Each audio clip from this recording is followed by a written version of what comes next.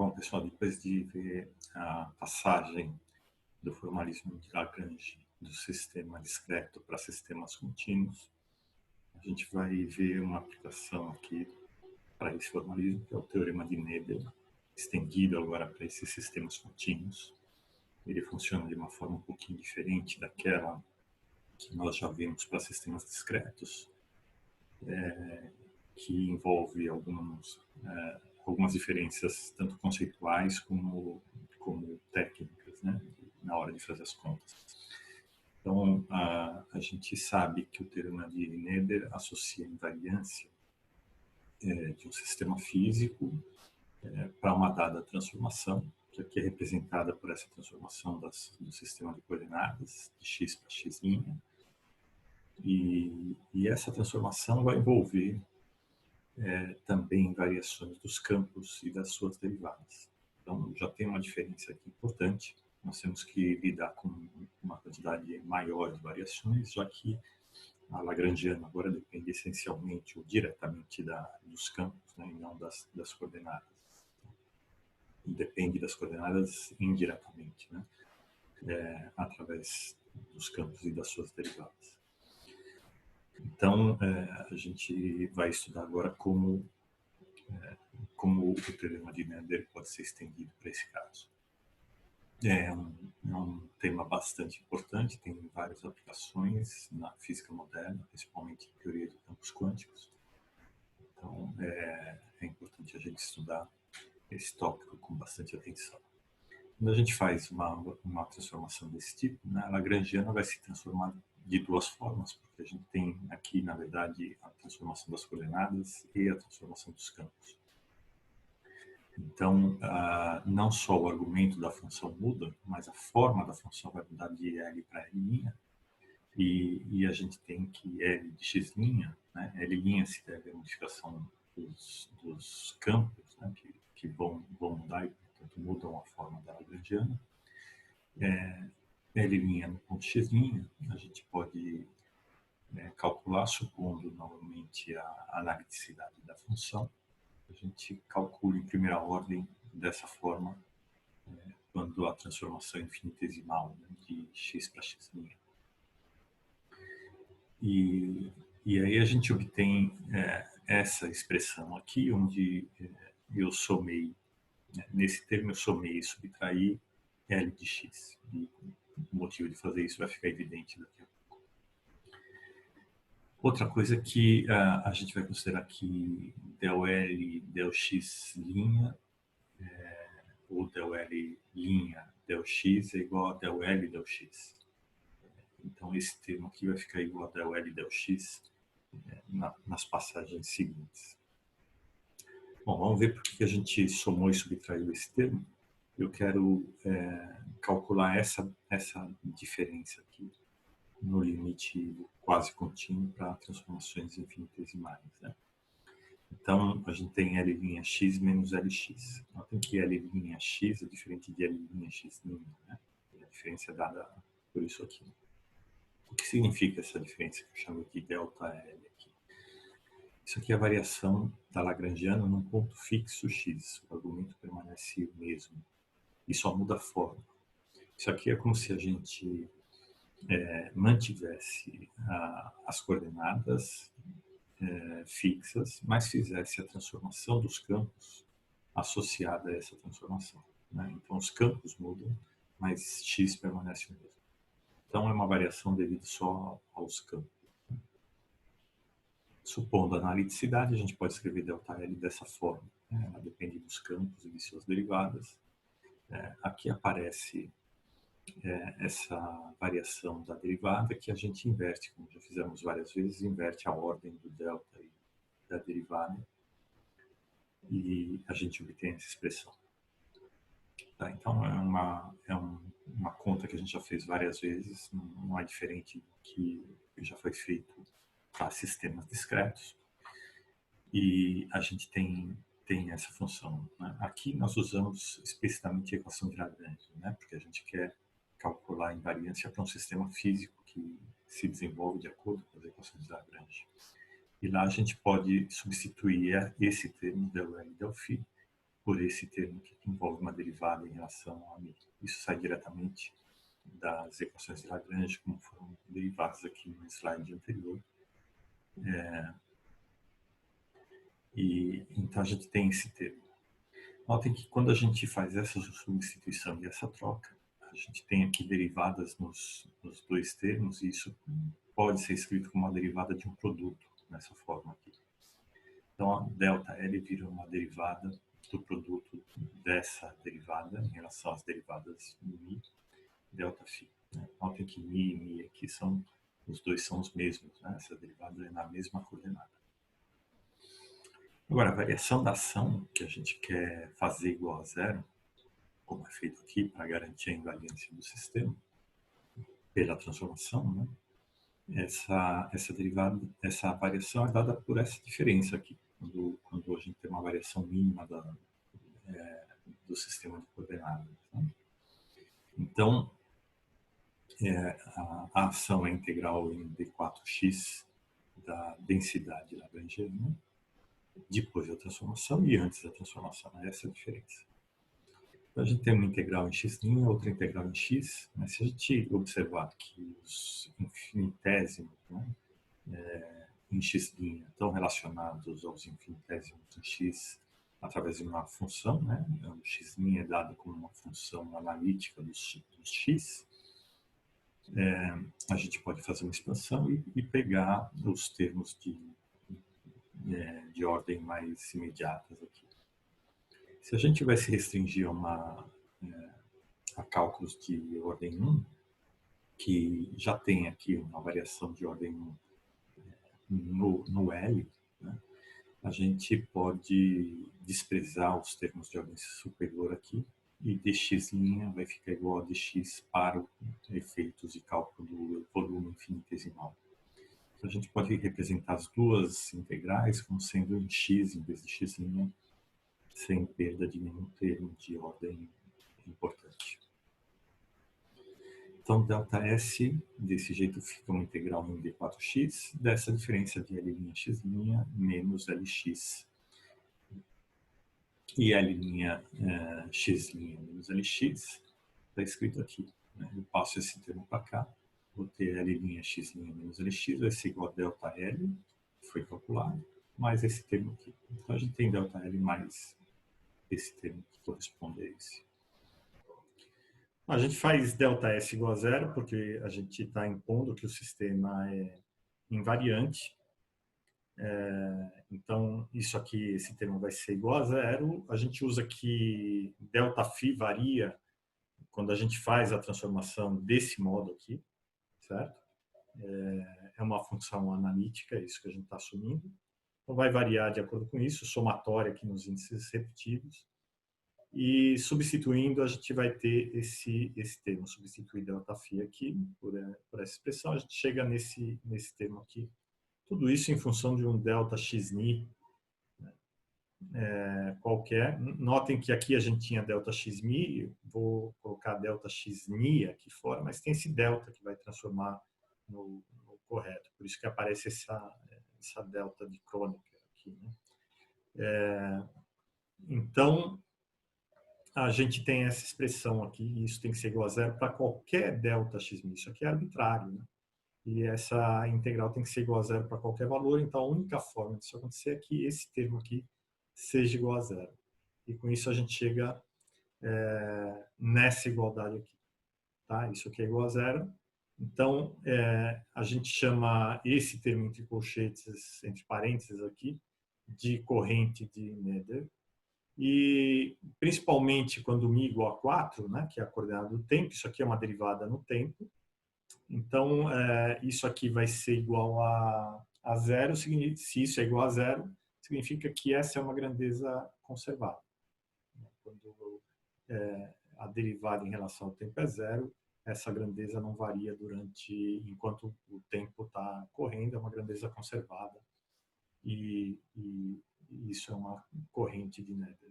Quer dizer, isso aqui é a densidade corrente, quando integra em todo o espaço, a gente tem a corrente conservada. Tá certo? Então, essa é a versão do teorema de Nether. Ela é um pouquinho mais complicada do que no caso discreto, mas os paralelos entre a derivação para esse caso e para o outro são claras, só que a gente tem que se preocupar com mais termos aí na dedução. Então, é um teorema muito importante, tem muitas aplicações, vale a pena estudar isso com detalhes, e também, para ajudar, vale a pena relacionar com a derivação feita lá para o caso discreto, porque pode ajudar na compreensão. Em seguida, a gente vai ver alguma aplicação.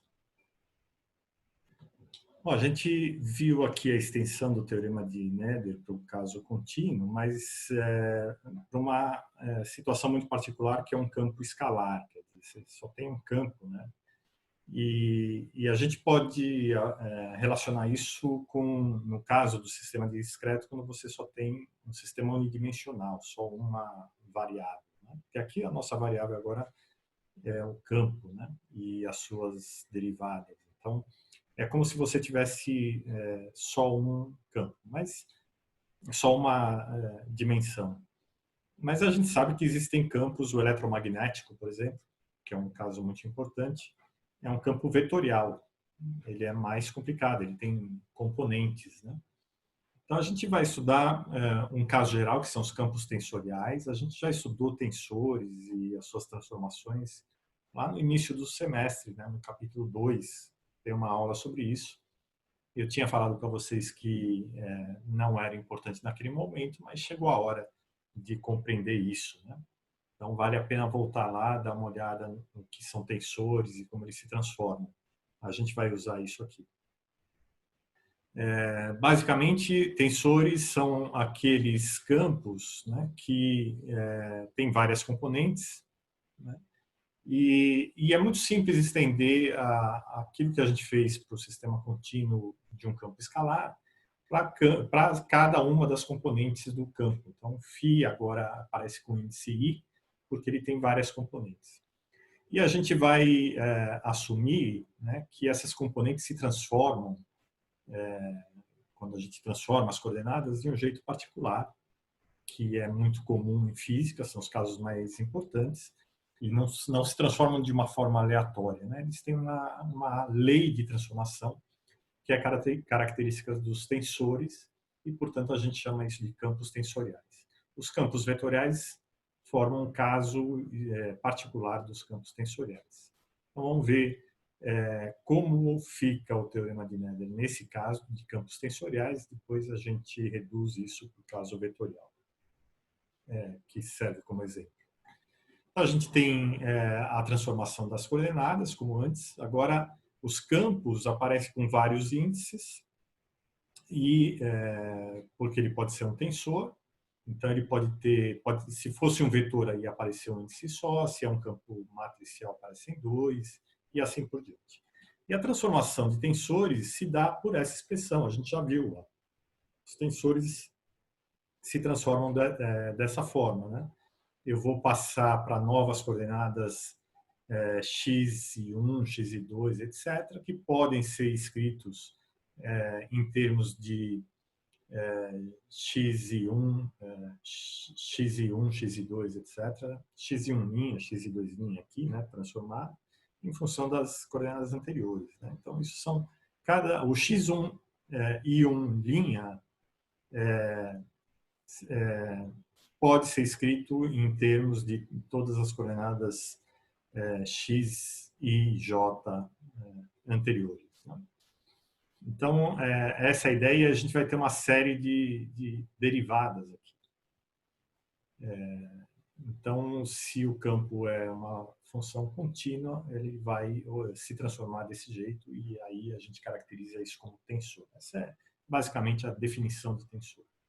Como as transformações são contínuas, a gente pode sempre fazer elas tão pequenas quanto se queira. Então, a gente pega a aproximação em primeira ordem dessas transformações, e a gente vai ter uma transformação desse tipo aqui para um tensor, certo? Então, o ΔΦ, que é a transformação tensorial, vai depender, quando a gente muda as coordenadas, vão mudar dessa forma aqui. No caso de um tensor de rank ou ordem 1, né, a gente vai ter só um índice, em vez de ter esse monte de índices que aparecem aqui, a gente vai ter um índice só. E aí as coisas ficam um pouquinho mais claras, né? Então vamos ver como isso funciona.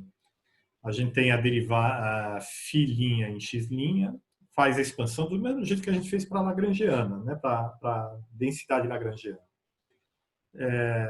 A gente escreve x' como x mais ΔX, né? Para cada uma das coordenadas. E a gente vai ter essa expansão aqui, tá certo?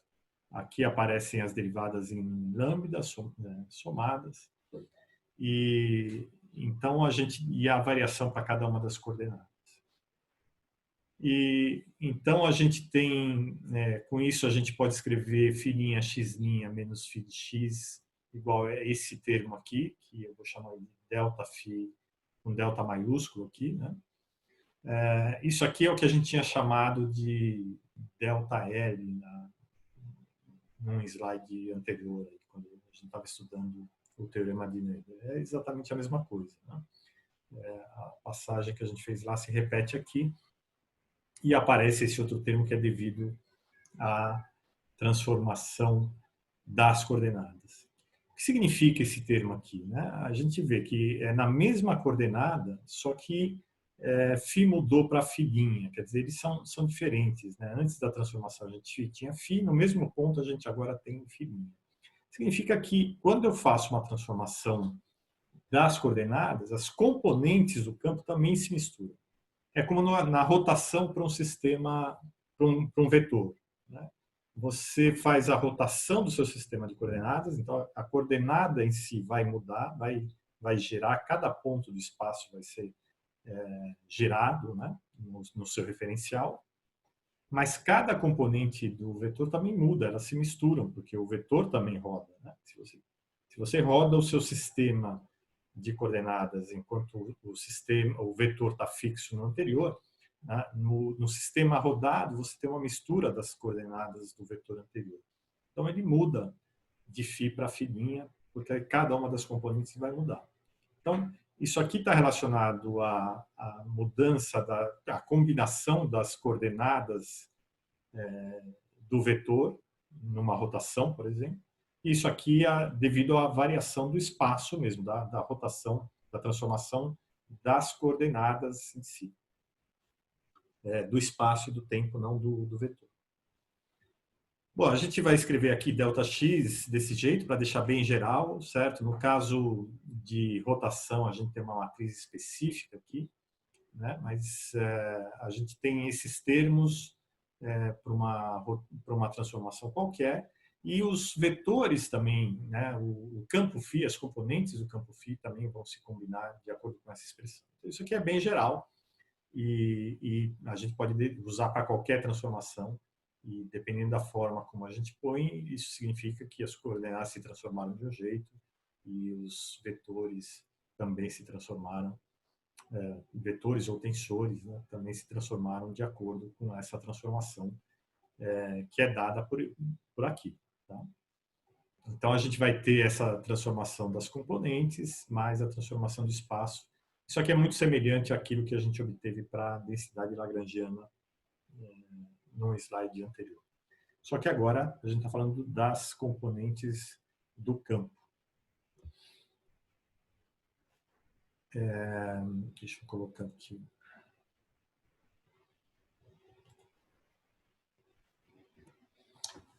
Bom, então a gente tem isso aqui para ΔΦ, e aí, se a gente tem a variação do campo, a gente pode substituir, tem a variação do campo e tem a variação do espaço, que foi calculada aqui, né? Pode substituir direto lá na expressão para a corrente de Nader, e aí a gente tem esses termos aqui. Nota que aparece esse termo que não tinha antes, tá? A gente tinha esse termo e esse. Apareceu esse termo que é exatamente a combinação das componentes do campo. E essa é a nova densidade de Nader, no caso de um campo com uma estrutura interna, né? Um campo vetorial em que você tem cada uma das componentes que podem variar quando a gente aplica uma transformação. Então, aqui a gente ganha esse termo, né, que está associado, no caso de um campo tensorial, né, ele está associado à forma como o tensor se transforma quando a gente faz a transformação das coordenadas. Então, e isso está codificado aqui nesse símbolo, né? Agora, é interessante, porque a gente pode vislumbrar aqui uma situação diferente. Vamos supor que você não tenha nenhuma modificação das coordenadas em si. Então, isso aqui é igual a zero. Esse termo é igual a zero porque esse termo aqui é igual a zero, né? Então, isso desaparece. Você não tem nenhuma transformação das coordenadas, mas você pode transformar só as componentes do campo. Isso parece um pouco complicado, né? Mas existe um caso simples, né? Existe, por exemplo, o spin. O spin é que quando você faz uma rotação do espaço, seu campo vai mudar e o campo vetorial vai girar também. E aí você tem um termo aqui associado ao spin. Mas existe uma outra coisa, que é o campo de isospin, que está associado também a uma transformação do tipo rotação, é o mesmo grupo de transformação, mas não é no espaço das coordenadas, é um outro espaço. Então você pode mudar essa característica do campo, né, o isospin, sem alterar as coordenadas do espaço e do tempo. E aí você ganha uma transformação, uma possibilidade de transformação a mais, que é independente das coordenadas e muda só isso aqui. Tá certo? Então, dependendo do tipo de transformação que você tem, você vai ter uma matriz aqui diferente, mas que não vai estar associada às coordenadas, como mi e lambda aqui, mas vai estar associada a alguma transformação em algum espaço interno. Então, são características internas do campo que não estão necessariamente associadas às características do espaço, de transformações do espaço. E você pode transformar essas características de forma independente de transformações no espaço.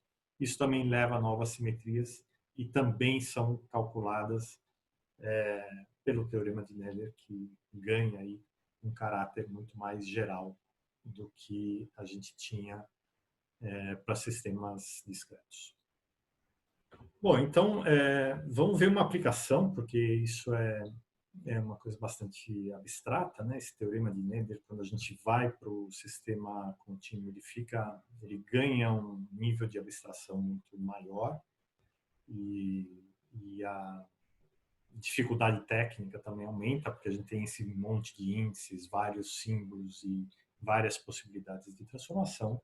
Vamos ver um exemplo concreto de uma rotação, né? Então, a rotação, a gente vai ter as coordenadas xmi vão para xmi', que é dado desse jeito. Notem que cada componente se mistura com as outras.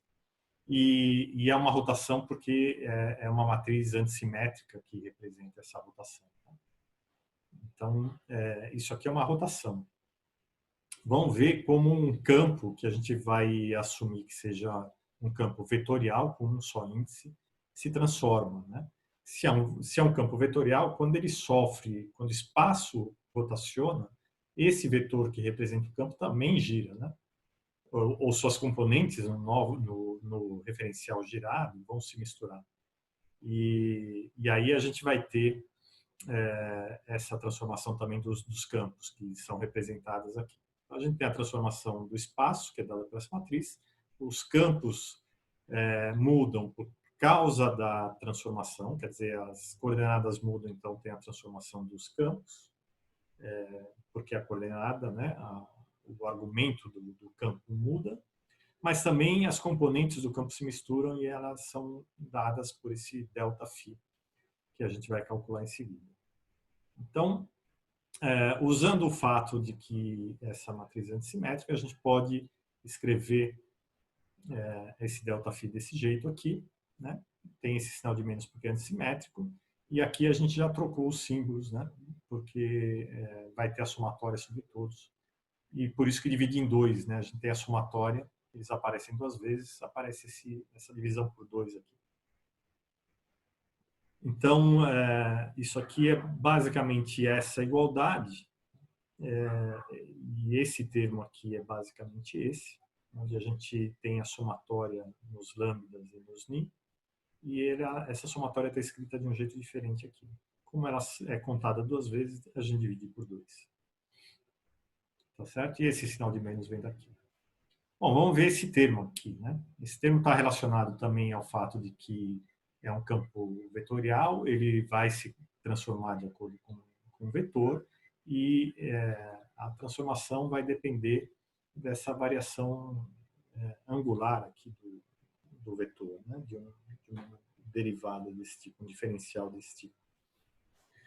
E a gente, então, escreve ΔΦ, substituindo esse termo aqui, desse jeito aqui. Tá? Então, tendo ΔΦ, a gente pode usar diretamente aqui a transformação, a expressão, né, para a densidade da corrente de Neber e substituir essas coisas, né, diretamente lá. Então, a gente vai ter essa transformação aqui. Aqui a gente vai colocar explicitamente essa transformação dos campos, porque a gente usa aqui que é um campo tensorial, nesse caso é vetorial, então é um tensor de ordem 1, né? Ou de grau 1, como quiserem. E a gente, então, a lei de transformação é clara, é isso aqui. E a gente, notem que aqui a gente já trocou d ômega lambda pelo xi, porque depende do mesmo ângulo, né? Do mesmo ângulo que a gente estava usando aqui. Então, aparece esse epsilon, né, que aparece aqui, que está relacionado ao ângulo de rotação, né, em torno de cada eixo. Então, a gente tem aqui a variação, a combinação das componentes, certo? Talvez valha a pena fazer isso explicitamente, vocês podem fazer em casa explicitamente para a rotação e ver o que significam esses épsilons, usando aquelas matrizes de rotação que a gente já viu lá no capítulo 2. E também no capítulo de rotação e de corpo rígido. Então, substituindo esse termo dentro dessa expressão, a gente vai ter aqui a expressão da corrente de Neber, né? Em que aparecem as rotações explicitamente.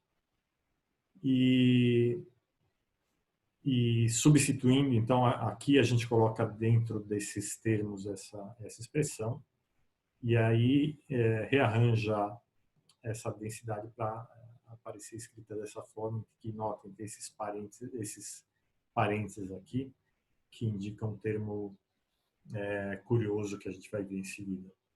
Então, tem um pouquinho de álgebra aqui para substituir e rearranjar os termos, tá? E colocar algumas coisas em evidência, que são esses x-ni e x-lambda aqui. Talvez tenha uma confusão de índices aqui, porque deveria ter a somatória. Talvez aqui tenha derivado em relação a lambda. Aqui talvez... Não, tá certo. É isso mesmo.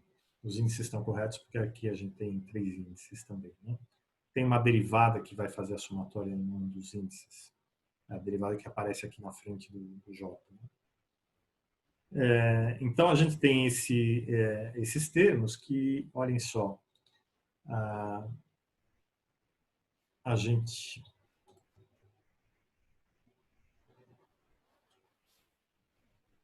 Então, a gente tem aqui esses termos que, olhem só, a gente pode reescrever, né? Tinha essa expressão, selecionando μ igual a zero, né? Que é aquela corrente conservada, né? Porque μ é a derivada que vai aparecer aqui em relação a μ. Quando ela é 0 ou 4, né? Aqui tem uma confusão de notação, deveria ser 4. Quando ela é 4, é a derivada em relação ao tempo, e isso é 0, então essa é uma grandeza conservada. Tá? Então, Essa derivada em relação a zero é sempre em relação ao tempo. E a gente vai ficar com essa expressão. Agora, se você faz um estudo desse tipo, tem um exercício lá na lista para fazer, né? Se você analisa qual é a grandeza conservada, né, a corrente conservada, quando você faz uma transformação de Lorentz, não é uma rotação, né, mas uma transformação de passar por um referencial em movimento, né? Você vai ter um termo desse tipo. Essa vai ser a grandeza conservada, com i igual a zero, que é exatamente o que a gente tem aqui. Então, a gente pode substituir isso por essa expressão com mi igual a zero, né? Ou então generalizar essa grandeza, né? Deixar em função de mi. Então, essa grandeza conservada, quando você faz uma rotação, vai aparecer em função desse termo aqui. Agora, vamos analisar esse termo aqui. Isso aqui é exatamente, se você pegar o vetor momento, por exemplo, né, e calcula, escreve o momento angular em função do seu vetor momento, vai aparecer uma coisa exatamente desse tipo. Coordenada, isso aqui é o produto escalar, na verdade. Né? Sai do produto escalar, onde você tem um vetor momento. Então, você vai ter esse tipo de termo, que está associado ao fato de que você tem um momento angular orbital, né? Então, esse termo aqui, para o campo, é como se fosse um momento angular orbital. Ele está girando em torno do seu sistema de coordenadas. Agora, você ganha um outro termo aqui. Esse termo aqui é chamado termo de spin, né? Que não aparece no caso de sistemas discretos, mas aparece aqui, para campos vetoriais. Esse termo de spin está relacionado exatamente ao fato de que o seu vetor vai se combinar, né? Cada componente do vetor aparece de uma forma combinada. Então, você tem esses dois termos. O termo de spin do campo e o termo do momento angular orbital associado aqui. Então, essa é uma aplicação do teorema de Noether, bastante interessante. Isso aqui é muito visto em eletromagnetismo e também em teoria de campos quânticos. É uma coisa bastante avançada aqui para o nosso curso de mecânica clássica. Esse é o ponto máximo de abstração que a gente vai chegar aqui. Mas é uma coisa bastante interessante e é bom que vocês comecem a se acostumar com essa linguagem.